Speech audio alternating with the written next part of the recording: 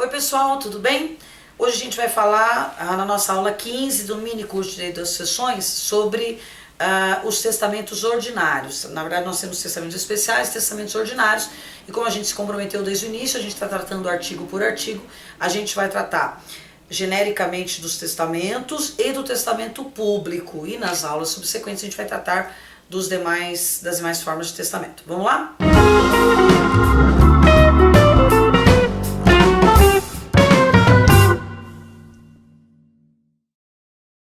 Bom, gente, de acordo com o artigo 1862 do Código Civil, são testamentos ordinários: o público, o cerrado e o particular. 1863, é proibido o testamento conjuntivo, seja simultâneo, recíproco ou correspectivo. A gente comentou isso na aula passada, não há possibilidade de uma pessoa fazer um testamento conjuntivo, ou seja, junto com uma outra pessoa, nem que seja recíproco, um favorecendo o outro no testamento, numa espécie de combinação. Não. Cada testamento tem que ser feito unicamente pelo interessado. Então não existem testamentos conjuntos ou coletivos no Brasil por proibição do 1863. A partir do artigo 1864, a gente tem as regras a respeito do testamento público. O testamento público, gente, além de ser a forma mais popular de testamento no Brasil, também é a forma mais segura de testamento. Isso porque, no particular, você tem o problema de não ser registrado em cartório. Então você vai depender das testemunhas comparecerem, vai depender de localizarem seu testamento, de apresentarem seu testamento. Então a forma pública é a forma mais segura de testamento ordinário, por isso ele é o mais comum e é o que a maioria das pessoas fazem. De acordo com 1864, são requisitos essenciais do testamento público. Primeiro, deve ser escrito por tabelião ou seu substituto legal em livro de notas, de acordo com as declarações do testador, podendo este serviço de minuta, notas ou apontamentos. Então, o próprio testador deve dizer o que ele quer, o que ele pretende. Ele pode até levar anotações ou levar uma minuta pronta. O que não pode é ele ser representado por procurador. Não dá para fazer testamento público, nem nenhum tipo de testamento por procuração. Então aqui é o próprio testador que deve mencionar dar essas informações no cartório e do que ele exatamente quer fazer.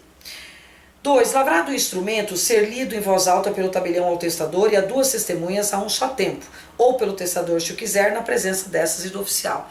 Então vai ser lavrada a escritura de testamento com as informações que o testador desejava, e aí ele vai ser lido duas vezes, e aí ele vai dizer se concorda, não concorda, se é aquilo mesmo, as testemunhas também vão ouvir, para ver se está tudo conforme foi solicitado.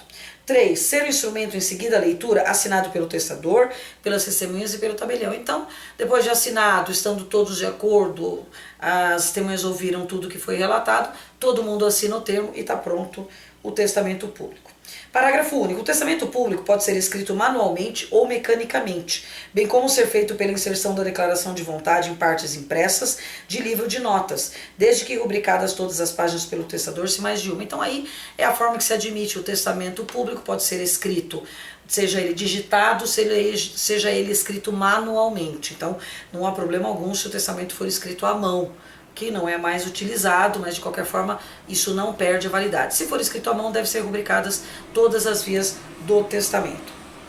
1865. Se o testador não souber ou não puder assinar, o tabelião ou seu substituto legal assim o declarará, assinando neste caso pelo testador e a seu rogo uma das testemunhas instrumentais. É o caso de pessoas analfabetas que não sabem ler e escrever. Então, nesse caso, vai poder sim realizar o testamento. Aliás, o analfabeto só pode testar na forma pública, não pode ser feito testamento particular por motivos óbvios, porque ele só pode ser escrito e o analfabeto não sabe escrever. Ele sendo feito dessa forma, o oficial do cartório vai declarar que ele é analfabeto e vai ser escolhida uma pessoa a pedido dele para assinar esse testamento junto com as testemunhas. Então aqui fala 1865, a seu rogo, uma das testemunhas instrumentárias. Então o oficial assina e uma das testemunhas que vão presenciar o ato também assinam a pedido do próprio testador analfabeto. Bom, pessoal, 1866, artigo 1866 trata da pessoa surda. Então, o indivíduo inteiramente surdo, sabendo ler, lerá o seu testamento. E se não o souber, designará quem o lê em seu lugar, presentes as testemunhas. Então, se ele for alfabetizado, apesar de surdo alfabetizado, ele mesmo lê o testamento. E se ele não puder ler, se além de surdo também for analfabeto, ele vai determinar quem leia esse testamento e diga para ele que está tudo ok, tudo de acordo com a sua vontade já manifestada. Por fim, o 1867, a questão do cego é uma questão bem peculiar, porque o cego obviamente não tem condições de ler o próprio testamento. O testamento não é editado em braille para que ele possa ler, porque senão as testemunhas também não teriam condições de saber o teor. Então o cego só pode testar na forma pública, o que diz o 1867.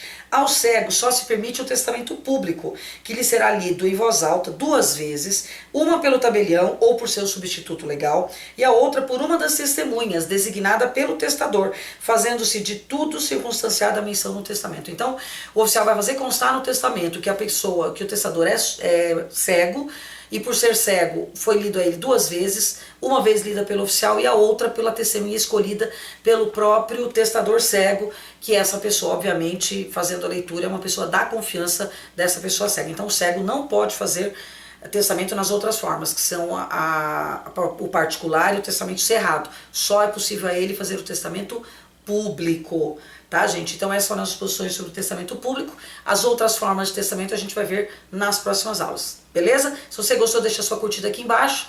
Aguarde mais vídeos, aguarde novidades em penal. Já tivemos um vídeo extra aí da Marcele, de direito penal, e a gente vai ter mais novidades de direito penal nos próximos dias. Aguardem que serão novidades bastante interessantes. Já passamos os 4.000 inscritos, era uma meta nossa chegar aos 4.000 inscritos até dezembro, mas isso aconteceu bem antes, foi muito legal, e agora a gente quer atingir outras metas, quer chegar aos 4.500 inscritos e assim por diante. Então, recomende o nosso canal, curta o nosso canal, se inscrevam no nosso canal e continue divulgando, que a gente vai continuar tentando fazer do direito uma coisa mais simples para vocês. Combinado?